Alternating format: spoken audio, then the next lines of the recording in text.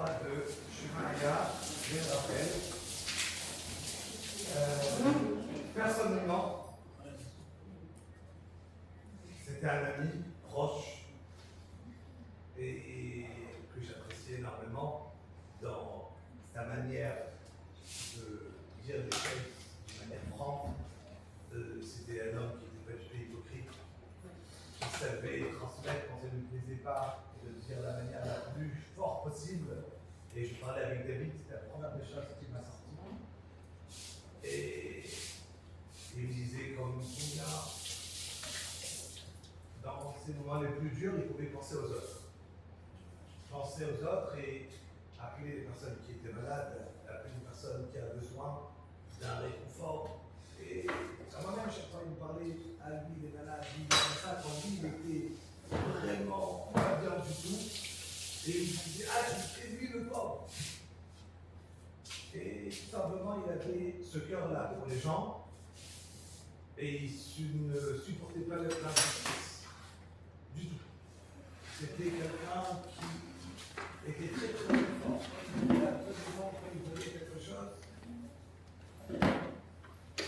Et évidemment, il avait sa manière de parler bien forte aussi, pour qu'on le comprenne. Donc, voilà.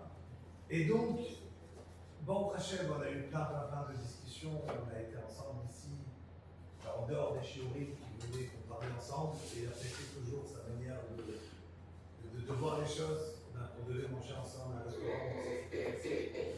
Mais voilà, après 11 mois que tout ce qu'on est en train de dire, les Divrei Torah ici ce soir, les brachot, les Nishmato, dès la première réflexion que chacun peut avoir, c'est combien la vie elle passe vite, et qu'on se dit, il est l'iftar, et voilà que 11 mois après, on se retrouve déjà. Et si la vie elle passe vite pour eux, pour nous, notre vie elle passe vite. Et si notre vie elle passe vite, donc c'est la raison qu'on se dit très bien que c'est bien de partir dans une maison d'endeuillé que de partir si tu as habité à deux endroits. Et je peux partir pour un mariage ou une maison d'endeuillé, mais je vais aller dans une maison d'endeuillé. Pourquoi? Qui a raille à niveau. Car celui qui est vivant, qui va mettre dans son cœur, il va commencer à réfléchir, il va dire oh, ok, encore un qui est parti. Encore un qui est parti. Comme je disais dans Petraïm, c'est pas. Il y a des gens qui meurent. Non, tout le monde. Et donc, notre force à nous, c'est la Torah et le mitzvot de l'union de Torah. Et c'est la seule chose qu'on peut offrir à quelqu'un qui est parti, c'est de donner des mitzvot, de envoyer des mitzvot pour lui. Lui, il est tombé, il est comme un malach, on a attaqué la rame à Akrim, et on dit c'est des malachim, ils se tiennent debout, pour faire avancer. Il y en a rien en avant. Un être humain, quand il est vivant, il peut avancer. Par ses mitzvot. Mais il peut avancer par les mitzvot qu'il va faire dans ce monde.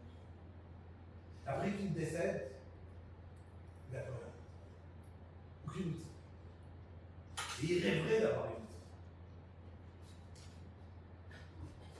Sheyman, il disait qu'avant quand il partait, il donnait des fois de la tzedaka pour quelqu'un qui est décédé. Et il disait, celui qui va aller intercepter dans le ciel cette méchante pour lui transmettre cela et cela. La mitzvah que je vais mettre, la tzedaka que je vais mettre maintenant dans la tzedaka, elle sera pour lui. Donc il prenait un shekel, mais à la tzedaka, il dit voilà, je veux que cette neshama telle et telle soit au courant de ça. Alors c'est très bien que les neshamot en haut ne sont pas au courant de ce qui se passe en haut. Au fur et à mesure que ces neshama quittent ce monde, après les 3 jours, les 7 jours, les 30 jours, les 11 mois, l'année, au fur et à mesure la neshama, elle quitte ce monde.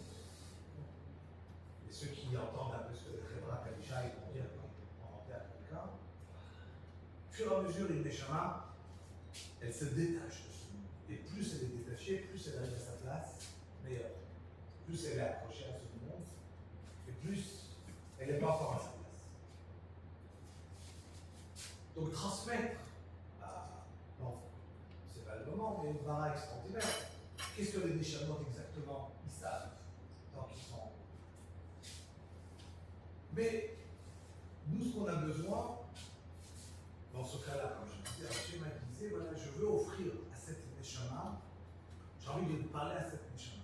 Pour parler à cette neshama, j'ai besoin qu'on intercède, qu'on réussisse à l'avoir. Il faut venir de la zaka. Et il disait, la neshama qui partira et qui intercédera, qui parlera à cette neshama telle et telle, eh bien je vais mettre la zaka, les élus nishmatam. Cette zaka-là en question, elle sera pour l'élévation de cette âme-là. Et il disait à cet instant, vous pouvez imaginer les milliers de Neshamot dans le ciel qui essayent de retrouver cette Neshama. Qui peut l'atteindre? Pour eux, ils vont réussir à avoir, on va leur donner cette mitzvah-là de un shekel que j'ai mis à la zaka. Pour elles, gagner cette mitzvah. Ça veut dire que les Neshamot, en haut, ils sont assoiffés de mitzvot, ils ont mangé. Ils auraient voulu avoir des mitzvot. Ils ont mangé. Ils n'ont pas de mitzvot. Ils ne peuvent rien faire. La seule chose qu'on peut leur offrir, c'est leurs enfants ici. On appelle bras, kara, gavra. L'enfant, c'est la jambe du père. Et donc, les enfants, et on parle des mitzvot, les enfants, ils vont avancer, faire avancer les parents. C'est très riche. C'est la Torah, on fait des cheveux. Évidemment, c'est pas seulement dans l'année, mais c'est tout le temps, après. Il y a des gens qui sont arrivés dans le monde qui n'ont pas de descendance. Et que leur mitzvot, c'est leur destin. La maître de Torah, la Pharoah, tout celui qui va enseigner la Torah à son ami, c'est qui nous dit à la Torah, c'est comme s'il l'a affronté.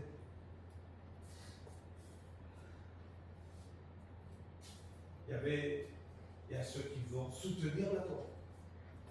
Ben, alors il va arriver en haut, il va avoir les mérites de Issachar et de Zebulun, qui se sont associés ensemble. Ça veut dire que s'associer à la Torah, comme les grands rabbiniques qui n'ont pas eu d'enfants, rabbiniques, ils sont les plus connus au monde comme s'ils ont eu des milliers d'enfants. On parle d'eux tout le temps. Pourquoi? Il n'y a pas quelques minutes qui vont être dans une yeshiva, on va parler de ceux. Pourquoi? Parce que leur Torah, c'est trop à enseigner, c'est à leurs enfants. Vous imaginez, on vient de leur information. Et les Toldot de Moshe Rabbeinu et de Aaron, et tout de suite la Torah, elle parle de qui? Que des enfants de Aaron, pas de Moshe Rabbeinu. Il dit Rachid. Pourquoi? Parce que Moshe Rabbeinu, il a enseigné aux enfants de Aaron la Torah, c'est considéré comme si c'est ses enfants à lui. Donc c'est pour ça que les enfants des autres, c'est les enfants.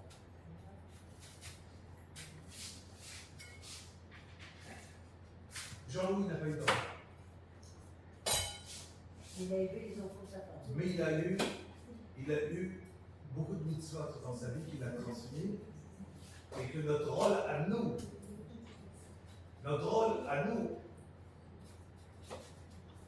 c'est que on est ses amis, ses proches, il est avec nous Shio,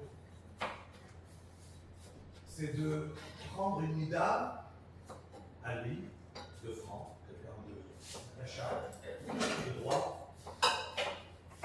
Et les mitzvot que nous on va faire ce soir, c'est la seule chose qu'on peut offrir. La seule chose qu'on peut donner, c'est ça. À savoir, comme je disais, le fait de soutenir la Torah. Il y avait une fois, il y avait une personne qui était un guide, une personne aisée, qui soutenait les yeshivas de Rabbi Cheskel Abraham. Une yeshiva très importante. Et un jour, on a donné le kavod à cette personne. a dit, viens, et tu vas manger avec le Rav. Le Rav, à quelle heure il mange? On a dit, juste après le travail, après le chiot qu'il va donner, dans le chiot à midi. Et tu vas manger avec lui à 2 heures.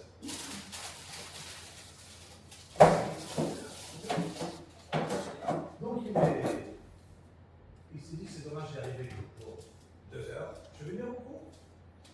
Il arrive à midi. Et le Rav, il commence à parler du chiot au Baroui, au Yeshiva. Évidemment, un chiot de Mara de Rabbi Cheskel Bramski, c'est haut niveau. Lui, il est assis. Il ne comprend rien.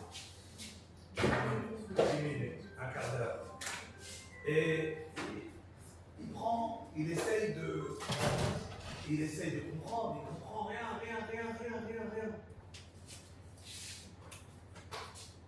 Il s'ennuie. Il demande à la personne combien de temps quand c'est fini. Après, il lui dit, lui, il n'en pouvait plus. Il y a des dettes, c'était le minimum pour lui d'être assis. Tout le monde le regarde, il est assis, côté du rat, il comprend rien, il transpire. Il a fini le il s'assoit au rat, il parle en l'honneur de cette personne-là, le riche qui soutient la Yeshiva. Et il dit, vous savez, au Gan Eden, il sera assis à côté de moi. On va étudier ensemble toute la journée. À 1 heure, je n'ai pas tenu, on me dit, je sonnais la porte au Gan Eden, je vais faire avec lui là-bas. Et la vérité, c'est quoi? C'est que quelqu'un qui a soutenu la Torah, qui aimait la Torah, on lui apprend la Torah.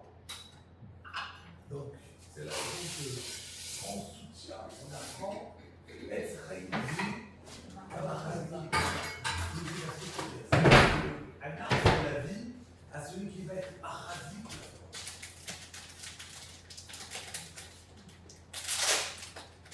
Alors évidemment, ça n'arrivera jamais au niveau de celui qui l'étudie lui-même. Mais au moins, ça va être au niveau d'être réuni. Il a cette partie.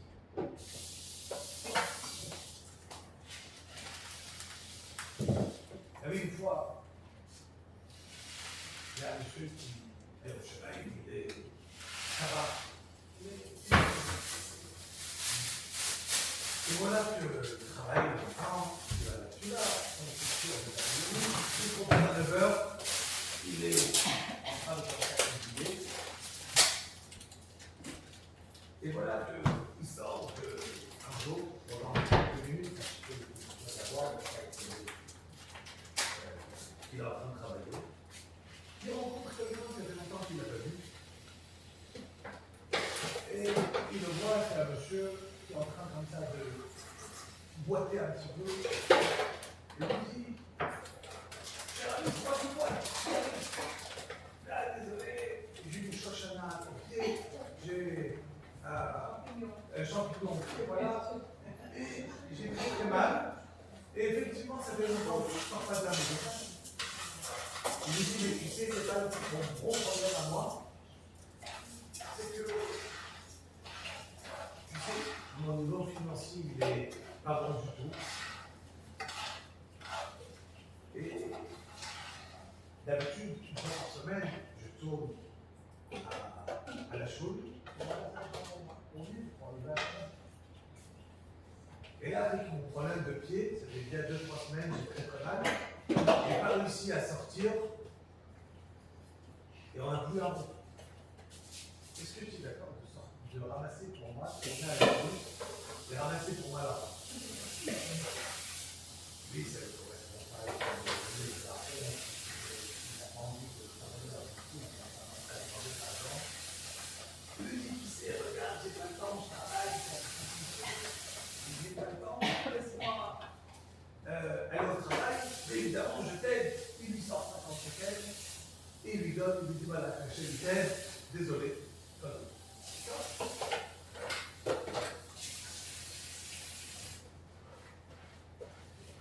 Il rentre à la cuisine, et comme d'habitude, il fait toujours un chiot pendant qu'il travaille.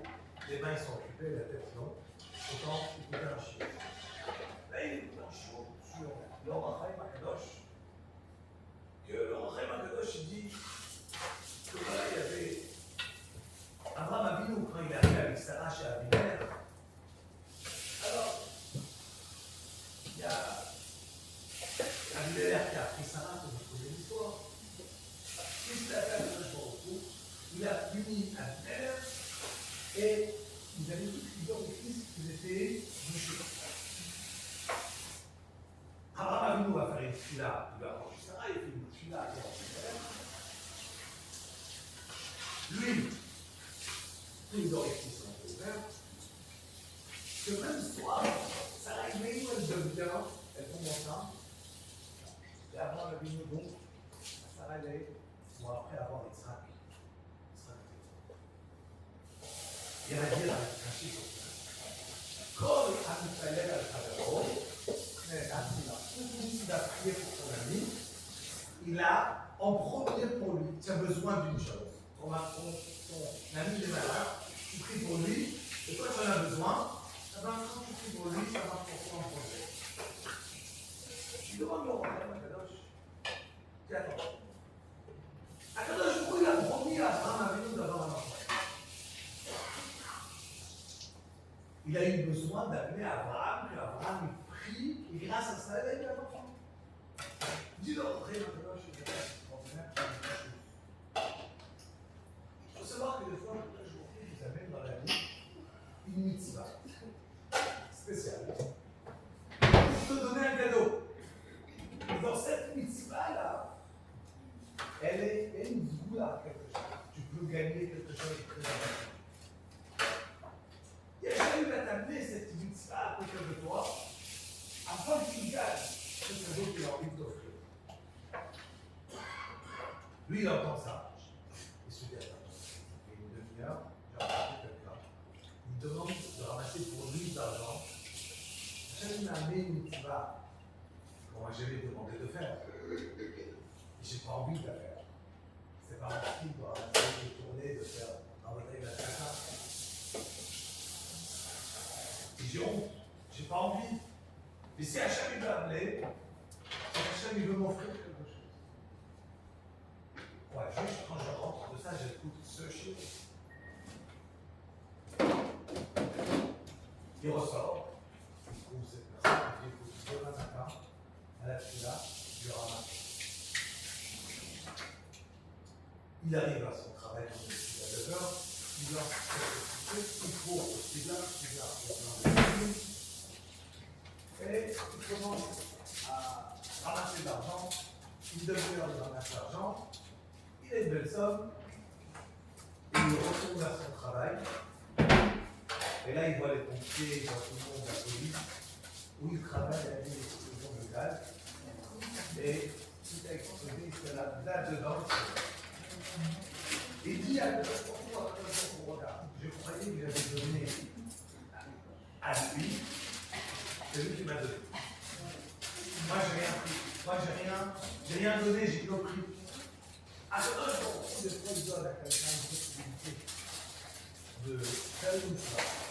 Et quand il fait la mitzvah, il a l'impression, waouh, je suis libre, je suis parti, j'ai donné ça à Michel, j'ai ramassé pour lui. Mais en vérité, tout ce qu'on va faire, oui, j'ai fait le chab, l'olivier, tout ce que tu vas faire, en fait, c'est pour toi. Tout ce que tu fais. On sait très bien qu'un être humain qui va mourir, il n'y a rien qui va l'accompagner en haut, à part cette Torah et les mitzvot. La Torah et les mitzvot. Il n'y a pas tout ce qu'il va faire, il n'y a rien. Il y a sa femme, ses enfants, son argent, son carbone, c'est jusqu'au cœur. Après, c'est tout. C'est ce qu'il a été comme Torah et mitzvot, c'est ce qu'il va accompagner.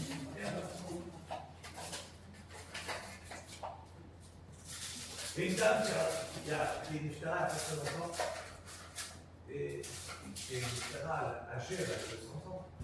Et pendant les Chibna, son fils s'est raconté, il disait, vous savez, ma femme, ma mère, quand elle était jeune, elle a eu une très grave maladie.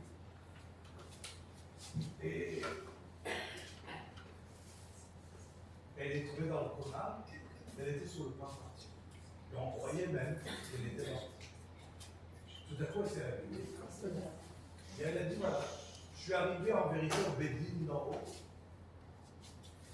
Et j'ai déjà vu mon grand-père venir à ma rencontre. Et j'ai dit à Kadosh Baruch Hu, je sais que je ne mérite plus de Dieu. Une seule raison. J'ai ma mère qui a 90 ans. Dans sa jeunesse.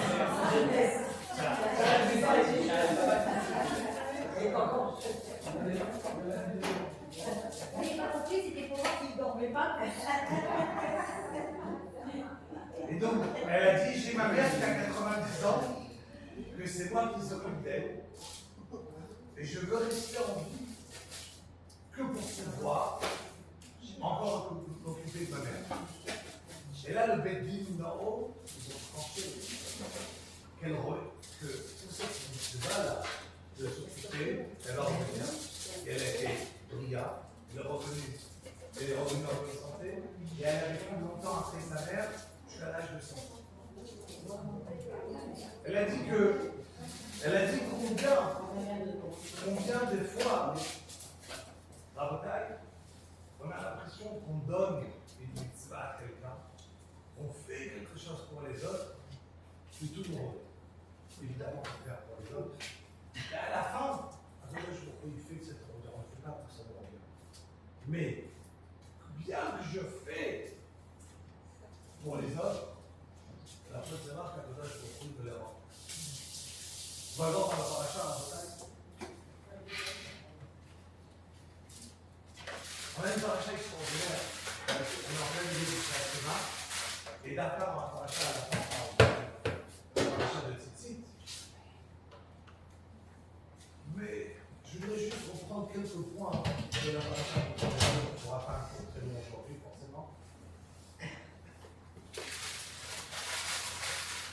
Le cher Abénou, après, je trouve, va lui dire vas-y, envoie les explorateurs.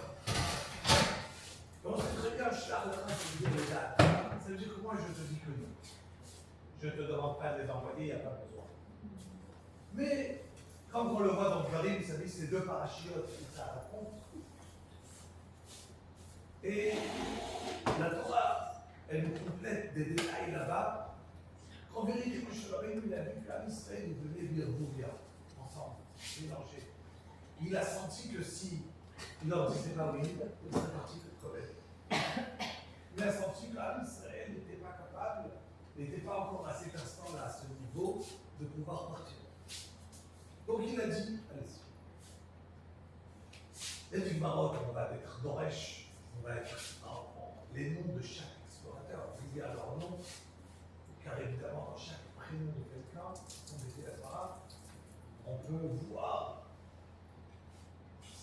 l'essence de la personne de ce qui a été dit. C'est pas le moment.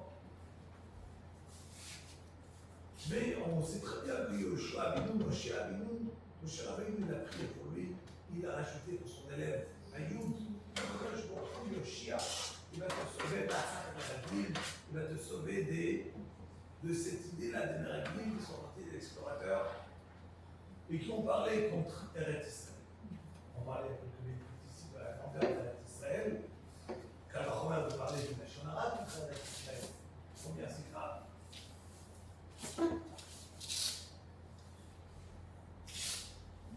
Et voilà que les explorateurs, donc, on va refaire rapidement des points sur la paracha. Les Meraglim, ils y vont.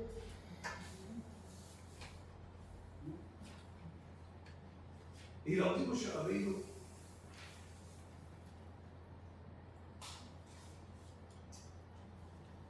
Umaaret Hashebenai im Raza Yesh Ba'etz im Aïn.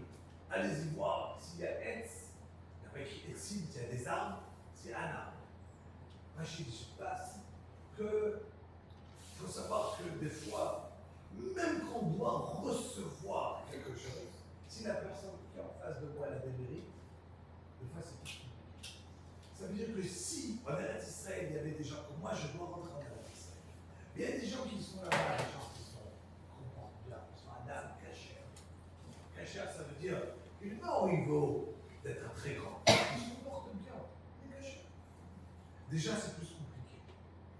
Donc, ils y vont. Et il y a écrit un psaume extraordinaire, regardez juste combien c'est beau. Alou Esham, Tamoshe la tour terrestre Kenan, le Merlem, Anouzé, Banegev. Si on va traduire, monter, le dans le Negev, le Negev, donc c'est vers le sud. Le grand de Vilna était un homme, c'est dur à traduire, c'était qui cet homme? Un homme que sa neshama était descendu en retard. Et donc il n'était pas du niveau de la génération qu'il a vécue, il était de la génération des Rishonim, du Ramban, du Rashba. Et lui, chaque nuit, il montait en haut, il étudiait, il choisissait ce qu'il veut étudier dans cette yeshiva, dans la yeshiva, dans le Mayorai. Un jour, il est arrivé, ses élèves, c'était Sukkot. Et il dit ça, mais ça marche à Chagana, va être à sa mère, d'être heureux tout le temps. Et il voit le Rav avec de la peine comme ça sur ses figures. Il demande à le Rav, pourquoi tu m'as peine? Il n'a pas voulu dire au début, il doit insister, il leur a dit voilà. Quand je dormais, il dit ouais, la vie, il m'a dévoilé sur ce pasouk, sur ces trois mots, Alouzé Vadegev, 2260 explications différentes sur ces trois mots. Et quand je me suis réveillé, j'ai tellement kiffé certains chapitres de dedans, que j'ai certaines explications, que dès que je me suis réveillé, j'y ai pensé à un chat, à une explication qui a été dite, et je n'avais pas encore fait le Kot HaTorah. Et d'après le Shulchan Aruch, on a le droit de penser des limites avant de le Kot HaTorah. Et d'après le Gaon de Vilna, on n'a pas le droit. D'après sa propre avis à lui, on n'a pas le droit. Et Bnei Shammai, on m'a puni, et je les ai tous oubliés. Parce que j'ai pensé, je ne me suis pas retenu, et j'ai pensé, avant d'avoir fait les brachot du matin, le Kot HaTorah, j'ai commencé à réfléchir à ce passage de Rashi, aux 2260 explications qu'il a été dit, qui vont lui enseigner. Donc il avait appelé. Plus tard, il a dit qu'avec les pilotes, avec le choix il a abandonné, et il s'est revenu. On était un petit peu juste une idée de trois mots qui nous ont l'air les plus entre guillemets bénins, juste un détail dans la paracha. 2260 Piroshim, en quelques secondes, il a appris encore à dire que le Don Vina ne dormait jamais plus qu'une demi-heure. On ne va être jamais établi après une demi-heure de jamais. Donc, mais voilà qu'il monte, tout le monde connaît, on va vous faire rapide la paracha. Il arrive, ils vont voir une échelle à la ville, une grappe de raisin. Ils vont être 8 à prendre tellement elle était lourde. Chazal vous dire qu'ils ont bu du vin et 40 ans après, ils étaient dans le désert de cette grappe qu'ils ont récupérée. Et Chazal Rashi commence à nous raconter combien eux ils étaient forts et combien cette grappe-là elle était énorme. Énorme. 8 personnes à la portée, et qu'est-ce que c'était? Et combien il était lourd? Un, il a pris une fille, un, il a pris une grenade. Caleb, fait le choix, ils n'ont pas voulu prendre. Rien. Parce qu'ils ont dit, si la raison qu'on va prendre ces fruits, c'est pour donner un cheval qui mange sur la terre d'Israël, mais en même temps la dénigrer. En même temps dire, si elle est tellement belle, eh bien, regarde-moi, elle est tellement grande, c'est des géants, on n'est pas capable. Donc, la matana, elle n'était pas de donner le chemin, de donner le bon côté à Israël, elle était de dénigrer à la fin. Donc, il a dit, ils ont pris les deux, on ne pensait pas. Donc, il n'y avait que le 10 qui ont porté, qui est Yoshua et Caleb, n'ont rien pris. Et voilà qu'il ramène, et il raconte tout de suite, et il s'appelle, il y a Robin, il regarde Zabat,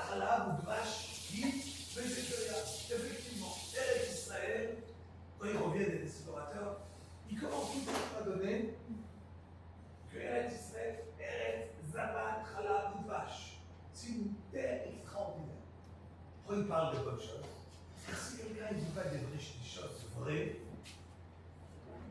alors même s'il n'a pas réussi à rentrer le feu, quelqu'un qui dit des choses tordues, il est obligé de rentrer. Car si je ne dis pas du vrai, alors on va dire, ah tu es nul. Je suis obligé de rentrer du vrai. Et quand je dis du vrai, c'est ainsi que je peux rentrer des idées tordues à quelqu'un. Donc, il commence à parler au début, ça va pas. Mais c'est plus rien. Mais attention, regarde, ils sont grands. Et s'ils sont tellement grands, c'est que c'est des géants. Et si c'est des géants, ils sont tellement forts, après qu'ils ont parlé de la Shonara, ils ont dit, attention, Amalek, le chef Béret, pourquoi ils ont cité Amalek? Parce que Amalek, ils étaient les premiers peuples qui sont sortis, quand on est sorti d'Égypte, ils sont venus d'Or. Ah, Israël, ils avaient peur. Donc déjà, ils ont essayé de toucher, point de vue commercial, et c'était extraordinaire. Ils savaient comment toucher, comment mettre en psychologie. Ils ont appris des points. Comme Israël, c'était comment le faire, comment le toucher. Top. Après, il y a Caleb qui essaie de faire taire tout le monde.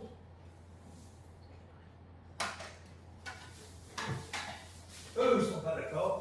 Ils vont dire, mais au Caleb, Yoshua, c'est une terre qui tue. Comment? Pourquoi? Parce que chaque fois qu'ils arrivaient, il y avait des enterrements. Et Akadosh Baruch Hu, il a fait que Béhémet, il y avait des enterrements, ils sont passés tranquilles, d'accord.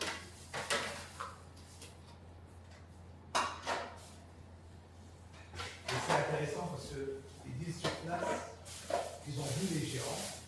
On avait l'air à côté d'eux Kachagabim, comme des sauterelles, comme des fourmis. Veren Aïnou Béhémet. Et ainsi on était à leur pied. Si quelqu'un se sent petit, il sent combien d'autres il le sent. Si quelqu'un se sent petit, il peut ressentir combien l'autre il ressent petit. Si eux ils savaient que nous on était extrêmement forts parce qu'on a un peu de roi avec nous, jamais on aurait pensé de dire une place pareille. Et donc ça ils disent sur place qu'ils ont été revenus dans le place. Pourquoi?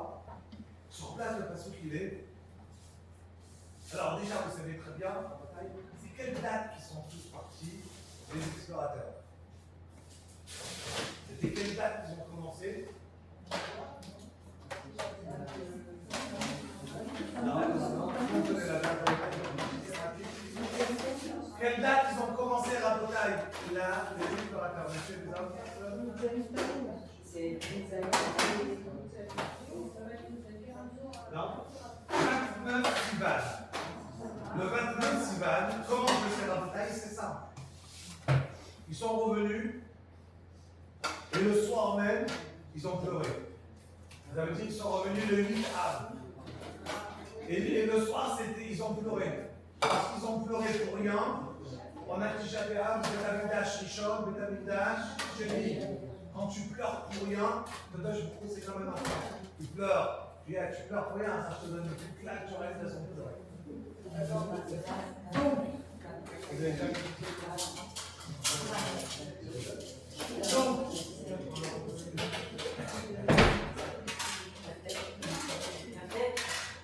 donc, en bataille, je disais, donc ils sont revenus à le 8 Av.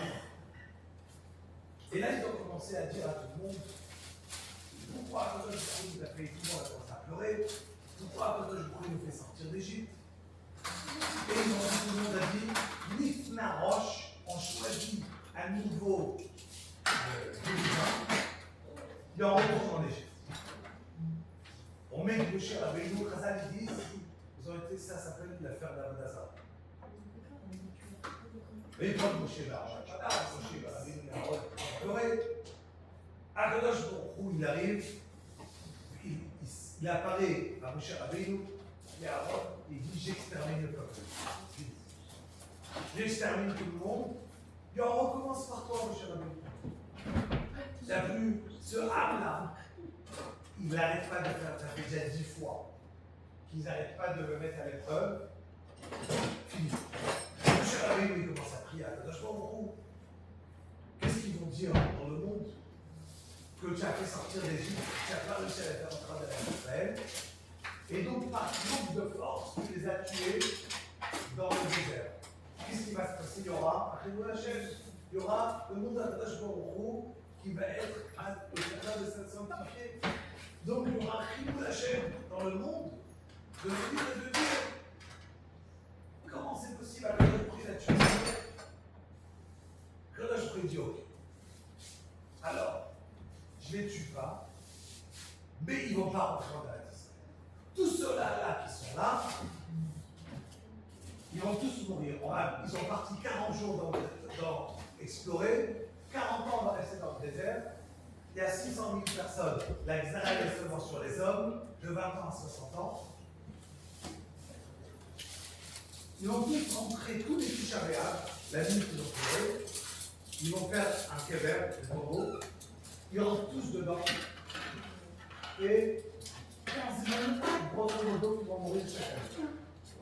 Ça veut dire que chaque année, à Tisha B'Av, on se mettait dans le tombeau, dans le kever, et on attendait le matin. Il y en a un qui se réveillait, il y en a un qui ne se réveillait pas. Donc,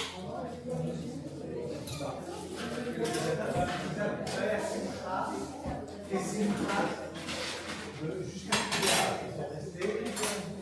Et là, il y a mis Israël, la Xéra, elle a été. Donc, après, juste on continue. Donc, chaque année, il y avait les 15 000 qui rentraient, tout le monde rentrait, et 15 000 qui mouraient. Alors, ils s'enterraient vivants, hein? Ils s'enterraient, et ils mouraient vivants.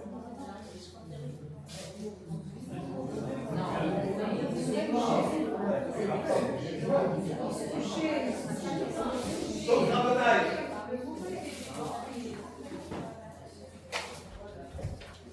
on avance.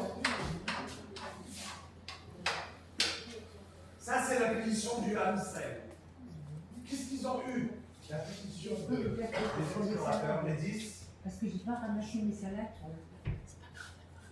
Non. Qu'est-ce qu'ils ont eu? Ils ont eu leur langue qui a grandi jusqu'à par terre. Et c'était les fourmis, les bêtes qui montaient dans leur langue et qui sont morts. Vida et les gars de Mida. Ils ont Vida et les gars de Mida, mesure pour mesure à taille, ils sont morts d'une mort atroce. Quelle date ils sont morts à taille? Quelle date ils sont morts? Non. Il y a que dans la Khara. Il dit le jour Kharabo, le Khaber, qui est cette Khara. On sait très bien qu'il y a des jours qu'il faut jeûner. Tout le monde connaît, ça va lever, tu vas faire Tammuz, le 17 Tammuz, le Kippour. Il y a des jours où personne ne connaît qui jeûne. Et celui qui veut jeûner, il jeûne. Il s'est passé certaines choses dans le peuple juif. Il n'y a pas d'obligation de jeûner. Si tu veux jeûner, et Noyami, chez Héroud, Sarot, la beauté de Raoul, il dit le Mechaber, voici des jours où il y a eu des choses dans le monde qui se sont passées avec nos ancêtres. Et celui qui peut jeûner, c'est bien. Il commence à faire une liste. Je vais vous la faire rapidement quelques-unes. Le Rosh Chodesh Nissan. Qu'est-ce qui s'est passé au Rosh Chodesh Nissan? Il est Niftar. Les enfants de Aaron à Cohen. D'accord? Donc, le 10 de Nissan qui est mort. Myriam. Et le VR, du coup, il a disparu. Le Chavav Bo, le 26 Nissan, qui est Niftar, Yoshua Binoun. Sarah Iyar, le 10 Iyar, Elia Cohen et ses deux enfants. Et il continue. Je ne vais pas vous la faire, elle est longue. Et j'arrive à ce qui m'intéresse maintenant. Et le 17 Elul, Metu Motzi Divat Haaretz. Tous les explorateurs, ils sont morts. Quelle date? 17 Elul. 17 Elul, ça veut dire environ 38 jours après qu'ils sont revenus. Alors regarde, il dit leur fait Israël, et le Shavuot. Comment ça se fait que ces gens-là, ils rentrent dans le critère qu'il faut jeûner? Quel rapport? Tout ce que j'ai cité tout à l'heure, c'était Aaron Kohen, Myriam, Yoshua, Rabbi Benguel, Rabbi Akiva, tous les grands. Comment je vais citer des gens qui c'est des régimes? Quand on parlait de la Shonara, qu'à cause d'eux, à la fin, on est resté 40 ans dans le désert. Quand Israël, ils ont été induits en erreur par eux. Donc même si c'était des gens qui étaient des tzadikim au début, ils ont été choisis. Et ils ont fait ce qu'ils ont fait. Pas en vérité, ils se sont trompés, mais ils ont fait à la fin, ils se sont plantés grave. Et c'est très grave ce qu'ils ont fait. Comment ça se fait qu'il faut jeûner? Écoutez bien. Et dit le Rav Israël, premièrement, il faut savoir qu'ils ont souffert. Parce que le fils Shabbat, pendant 38 jours, il avait la langue pendue. דאבת בתורה משמע שמשתרבב לשונה בטבורם גודל בזה הזמן, יש לומר דלובת וטרם ונשמעת מחלתם זה הזמן. Ils étaient malades pendant tous ces jours-là. Et qu'est-ce qu'ils ont fait pendant ces jours-là? Mais est-ce que leur chouva a été accepté? Non. C'est des déchets.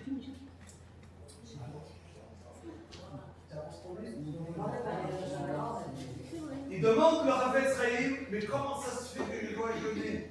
Il y a un clal, Be'avod Rechaim, Rina, quand un Rachaim meurt, je suis content.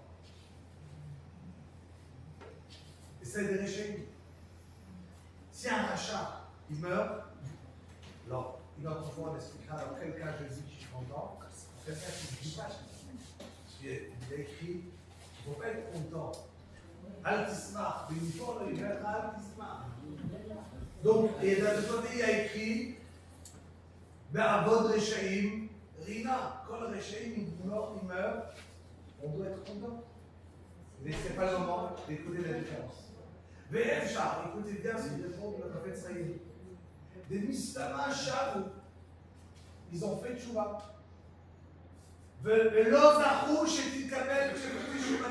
Ils n'ont pas eu le mérite qu'Akadosh Baruch Hu a écouté leur tchouva.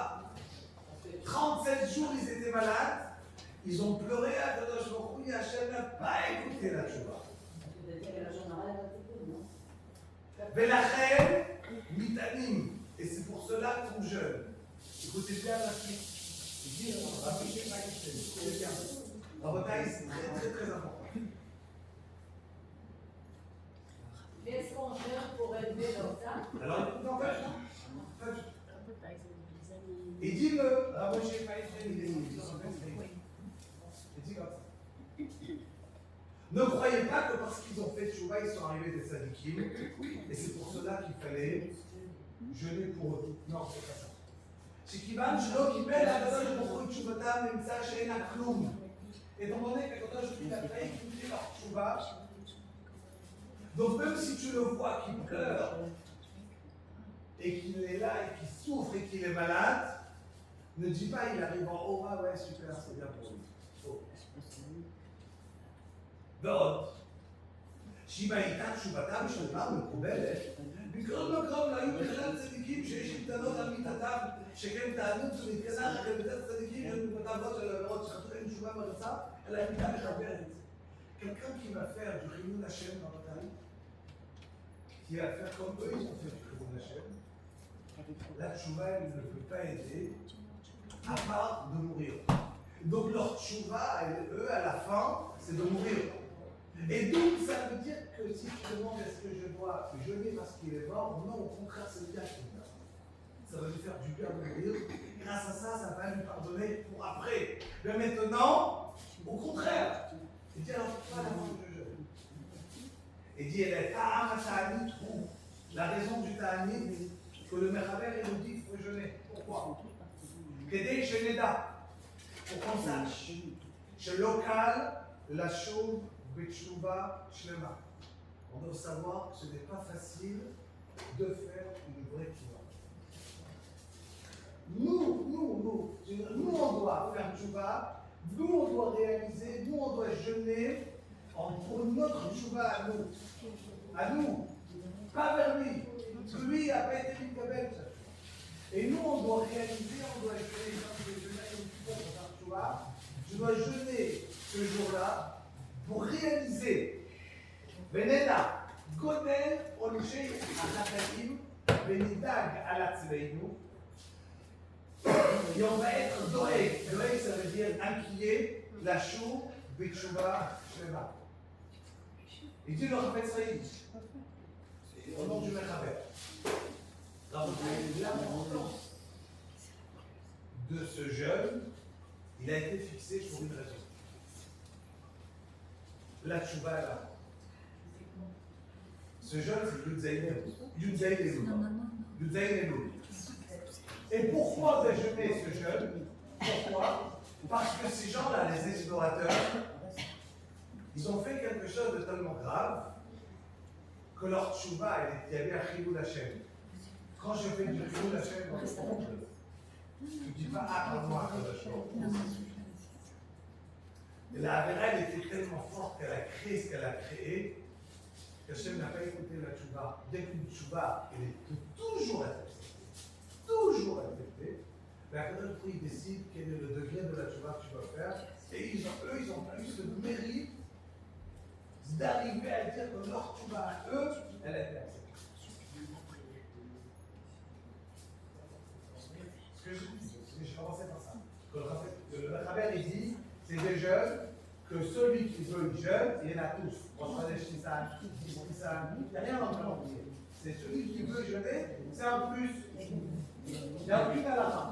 Aucune halakha de jeûner. Il commence comme ça le Mechaber. Il n'y a pas d'halakha de jeûner, mais celui qui veut, Raoul. C'est bien. Voilà. Maintenant, Rabotaï, je voudrais 5 minutes, on a fini. Rabotaï, 5 minutes, on va finir. J'ai besoin de juste qu'on réalise 2 points.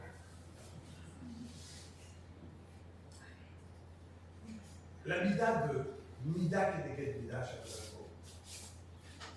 toute notre vie, on doit réaliser qu'Akadosh Baruch Hu, il juge, et le jugement d'Akadosh Baruch Hu, il est d'un côté. C'est Katecha, qui a réel, et Mishpatecha, qui est au Rabba. Le Tzedek d'Akadosh Baruch Hu, waouh, c'est des montagnes. Ça veut dire qu'Akadosh Baruch Hu, il donne sa bonté, elle est très haute. Le Mishpatecha, Théom, c'est la vie. C'est très très dur, le Mishpat. D'un côté, le reste de la chaîne est grand, et d'un autre côté, le Mishpat, il est grand. Et donc, qu'est-ce que j'ai besoin de faire? Aller dans le droit chemin. Quand je vais dans le droit chemin, je réalise qu'est-ce que ça veut dire la vie. Je réalise qu'est-ce que ça veut dire la tchouva. Il y a une notion de mida qui est évidente. Je vais vous raconter 2 petites histoires à la montagne. Mida Keneged Mida. Le Khatz Kalem, un des grands magistrats du monde, surtout d'abord la Shoah, et après la Shoah, il y a eu encore il a raconté, il a dit que dans une petite aïara, un petit village, il y avait une yeshiva, il y avait là-bas une synagogue. La yeshiva n'avait pas suffisamment de place. Quand en 30 ans, elle partait étudier dans cette synagogue. Et il y avait là-bas le gabbai, celui qui était responsable. Ça l'intéressait parce que ça salissait la synagogue. Il était là, il n'avait pas de balagan. Les barouines, des fois, qui peuvent mettre des farines pas rangées, des tables, des chaises. Il venait, il s'énervait sur les barouines. il s'énervait, et un jour il a pris, ils avaient tous retourner chez moi, je sais pas, personne n'étudie ici, c'est d'accord, on n'étudie pas ici. Il a dit, moi j'étais barreau, et j'ai vu cette histoire. Et je me suis dit, on verra qu'est-ce qu'Hachem va nous faire faire à celui-là. Qu'Hachem lui pardonne. Mais il a une alra de Mida, quelle est Mida? Et il dit, toute ma vie, j'ai attendu de savoir, est-ce qu'il y a eu une Mida, quelle est Mida ou pas? Il a dit un jour que quand il est dans la compte, il dit voilà, ce gars-là, il est décédé. Il dit comment il est décédé? Il dit on était en plein milieu de Birkat Kohanim, dans la chose, et Kaflem, un arrêt cardiaque, tac, il n'était pas quoi. Maintenant, quand quelqu'un il est niftar, il y a des Kohanim, dans une yeshiva par exemple, on enlève tout sur le Kohanim. Les Kohanim n'ont pas le droit de rester parce que c'est impur. Et donc, qu'est-ce qu'on aurait dû faire? Enlever les Kohanim. Mais lui, il est niftar pendant le 4 Kohanim. Et donc, qu'est-ce qui s'est passé? Eux, ils devaient continuer. Tout de suite, on l'a pris dans la minute dehors. Il a dit, vous avez vu, ça c'est Mida Keneged. Il a mis la Torah dehors, il a été mis dehors. Il a dit, regardez. Mida Keneged, Mida, mesure pour mesure. La mesure pour mesure, elle est lui, il est déjà mort. Ouais, mais ça veut dire comment il est mort, c'est ce détail. Il a mis la yeshiva dehors, il sera dehors, donc ça va être on l'a mis dehors. Quand il est niftar, on l'a mis dehors. Rabotai, il y avait, tout le monde connaît, on a lu le souk ici avec qu'on avait fait, et les la Tégis. Et il y avait un touché. Un touché, il était jeune. Il était pas encore connu. Et il y avait, il habitait dans une ayara, il y avait quelqu'un qui lui donnait à manger. Il enseignait à son fils. Et il a pris sur lui de lui donner tout ce qu'il avait besoin pour ses études. Et ce monsieur-là, il réussissait dans sa vie. Il avait plein de parnassas. Grâce à ce qu'il donnait à la boucher. Un jour, la boucher, il est parti dans plusieurs semaines. Et quand il regarde, il dit où j'étais? J'étais chez mon rab, de Magui de Besrich. J'ai un rab qui est plus grand que toi. J'ai un grand rab. Cela.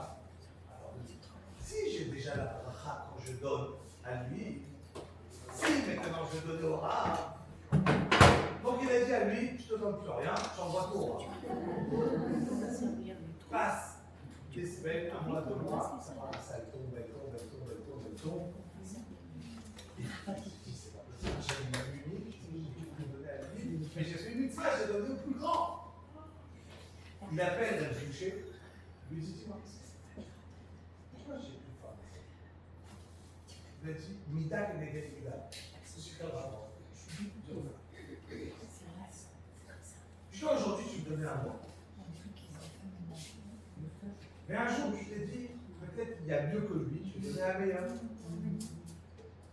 Tant que tu as donné à moi, je n'ai pas vérifié s'il y a plus grand, il n'y a pas plus grand. Hachem m'a dit, moi je vais le donner à lui, je vais vérifier ses mérites. Il a des mérites, il n'a pas de mérites, je donne. Dès que tu as commencé à réfléchir, il y a plus grand. Hachem m'a dit, alors moi aussi je vais vérifier. Peut-être je peux donner à toi, je peux donner à quelqu'un d'autre qui sera encore meilleur. Oui, il a donné à quelqu'un qui est meilleur que toi. Pourquoi Hachem veut qu'il donne à toi? Il a donné à quelqu'un de meilleur. Meilleur que toi, il y en a. Comme il y a le meilleur que moi, il y a le meilleur que toi. Donc si tu continues à réfléchir, qu'est-ce qui est le meilleur, tu fais des comptes, ben Hachem aussi il fera aussi Mida Keneged Mida. Donc Rabotai, notre rôle, Hachem nous a donné cette Mida Keneged Mida. La raison qu'il nous l'a donnée, c'est pour qu'on apprenne ce que Hachem nous attend de nous. Hachem n'a pas donné une punition pour qu'on apprenne pas. Moi, j'ai été bête de sujet de Jean-Louis Schmaya. Samidat à émettre, d'apprendre et de vouloir avancer. Grave, je me m'utilise aujourd'hui, je n'ai pas les forces. Je l'ai ou je ne l'ai pas. D'accord, il m'appelait. Et ainsi de suite. Il a eu le son sur la bataille et je lui ai dit, après la prière, je lui ai dit aujourd'hui. Pas tout le monde a le souffle de mourir en faisant cela. Il est niftar en faisant chemin ici. Il est niftar en. J'étais avec lui au téléphone ces derniers temps. J'étais en France. Et je lui ai demandé de faire chemin Israël et de faire tchouva. J'ai fait avec lui le vidéo. Et il ne pouvait plus parler, il respirait. Et j'ai demandé à Dora, qui était à côté, qu'il lève la main s'il est d'accord sur la tchouva qu'elle est en train de faire ensemble. Il levait la main. Il serrait votre main. Donc, il a été d'accord sur la tchouva. Et c'est extraordinaire. Quand tout le monde a le souffle, il y a des personnes qui décèdent dans leur sommeil. Il y a des personnes qui décèdent, qui n'ont pas le temps de faire. C'est beau parce qu'ils n'ont peut-être pas souffert à cet instant, mais la tchouva, c'est plus important que de souffrir et faire tchouva dans le cas. C'est plus important, même si on a peur de la souffrance, il vaut mieux faire tchouva toute notre vie. Tous les jours, on doit faire tchouva. Et on demande à Kodesh Baruch Hu de ne jamais souffrir. Mais si je dois, il vaut mieux être conscient à cet instant afin de faire tchouva. C'est la plus grande des clairs d'esprit. Et c'est ce qu'on demande à Kodesh Baruch Hu, bâtissera les hommes, quand on pourra sourire le dernier jour. Que le dernier jour de notre vie, on pourra sourire et dire à Kodesh Baruch Hu, j'ai accompli ton mitzvah.